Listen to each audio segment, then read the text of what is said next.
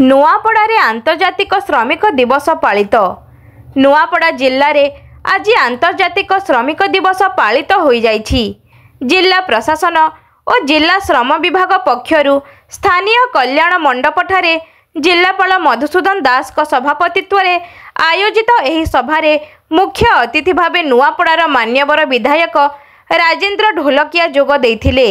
सम्मानित अतिथि भावरे मान्यवर विधायक खडियाल अधिराज मोहन पाणिग्राही, सांसदों प्रतिनिधि तथा वरिष्ठ आईनजीवी प्रसन्न पाढ़ी, नुआपड़ा पंचायत समिति अध्यक्षा तारेश्वरी साहू, विज्ञापित अंचल परिषद खरियार रोड अध्यक्षा डॉक्टर सोनिया जैन प्रमुख जोग देइथिले। अतिथि माने दिवस पालनर तात्पर्य सहित श्रमिक माने ही समाज गठनर आधार बोली कहिथिले। सरकारक प्रणीत समस्त योजना जेमिति सेमानंक पाखरे ठीक भावरे पहुँचीबो ताहा सुनिश्चित करिबा पई गुरुत्व देइथिले।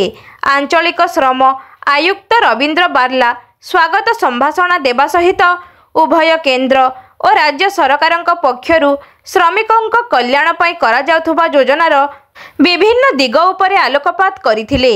एही अवसर रे जिल्लापाल कहिले जे श्रमिक माने हेउछंती समाजर मेरुदंड। सेमानंक पई प्रणीत योजना सबुर विशेष लाभ उठाइबा पई जिल्लार समस्त श्रमिक भाई भौणी मानंकु से आह्वान देइथिले। समस्ते मिसी जिल्ला को प्रवासी श्रमिक मुक्त जिल्ला करि परिबा बोली से आशा पोषण करिथिले। एही अवसर रे निर्माण श्रमिक एवं सेमानंक परिवारजनंकु शिक्षा, विवाह, मातृत्व और मृत्युकालीन सहायता इत्यादि योजना रे 2 कोटी 2 लाख टंका अनुदान प्रदान करा जायथिला। अनेक श्रमिक मानंकु नूतन लेबर कार्ड प्रदान करा जायथिला। जिला सूचना और लोक संपर्क अधिकारी विद्यापति पंडा सभा संयोजना करने सहित धन्यवाद अर्पण करथिले। सभारे जिल्लार समस्त ब्लॉक रु शह शह संख्यारे उभय पुरुष और महिला श्रमिक, स्वेच्छासेवी अनुष्ठानर कर्मकर्ता, विभिन्न विभागर अधिकारी, गणमाध्यमर प्रतिनिधि जोग देइथिले। समारोह आयोजन रे श्रम विभागर समस्त अधिकारी एवं कर्मचारी माने सहयोग करथिले।